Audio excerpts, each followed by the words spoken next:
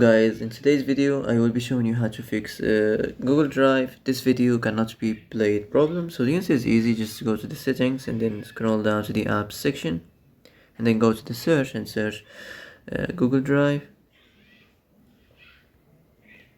and then go to the storage, and here you will find this clear cache option. Click on it. Now you can go check it if it worked, and if it didn't you can try to restart your phone or turn the Wi-Fi off and on, or the Bluetooth or the airplane mode. Also you can try to clear data, but be careful. If you clear data, all the Google Drive's data will be deleted. This includes all files, the settings, the accounts, the databases, etc. So be careful if you want to clear your data.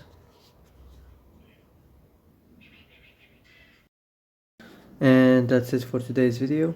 I hope this is the answer you've been looking for. If you like this video, don't forget to like and subscribe, and see you in the next video.